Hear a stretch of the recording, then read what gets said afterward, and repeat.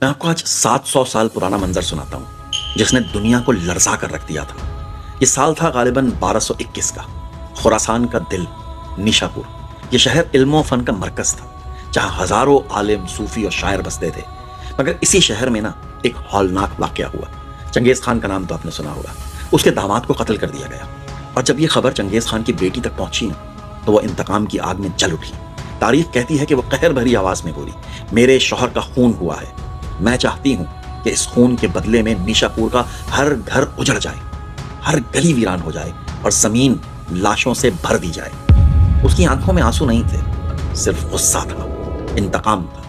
اور پھر منگول لشکر نیشا پور پر ٹوٹ پڑا، گھوڑوں کی ٹاپوں سے زمین لرز اٹھی، تلواروں کی چمک آنکھوں کو خیرہ کر گئی، اور چند لمحوں میں شہر کا شہر خون میں نہا گیا۔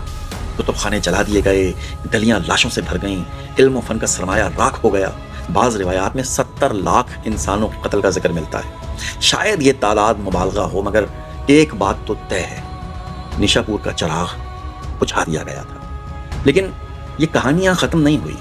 چنگیز خان کا قافلہ آگے بڑھا، اور اس کا اگلا جو ہدف تھا وہ ہمدان تھا۔ ہمدان ایران کا تاریخی شہر۔ منگول فوج نے وہاں کے لوگوں سے بھاری خراج مانگا، کچھ نے دینے سے انکار کر دیا، کچھ نے مزاحمت کی۔ پھر کیا ہونا تھا؟ وہی جو نیشا پور میں ہوا۔ شہر پر حملہ ہوا، قتل عام ہوا، بازار ویران، گلیاں خاموش ہو گئیں، اور ہمدان بھی کھنڈر میں بدل گیا۔ یہ وہ دن تھے جب چنگیز خان جہاں سے گزرتا تھا وہاں بستیاں قبرستان بن جاتی تھی اور زندگیاں راکھ میں بدل جاتی تھی۔ یہ کہانیاں ختم نہیں ہوتی ہے۔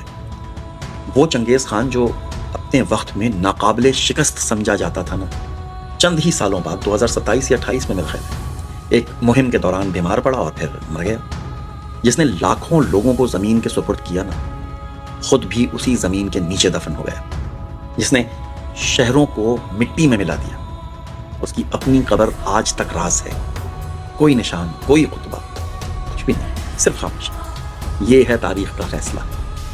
طاقت کتنی ہی بڑی ہو، کتنا ہی ظلم شدید ہو، آخر کار انسان مٹی کا ہی حصہ بن جاتا ہے۔ یہ وہ کہانی ہے جو ہمیں بتاتی ہے کہ طاقت وقتی ہے اور فنا حتمی ہے۔ چاہے تاریخ کے صفحات میں وہ ظلم چھپا ہو یا کھلا ہو، آخری موڑ پر سب برابر ہیں۔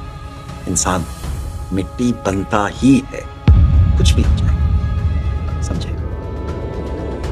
میں نے یہ لیکچر تھوڑا آہستہ آہستہ اس لیے دیا ہے کہ تقریباً 11:15 کا ٹائم ہے رات کا، اور بچے سو رہے ہیں۔ آواز تو پہنچ گئی نا، یہاں تک پہنچنی چاہیے، باقی خیر۔ اللہ حافظ۔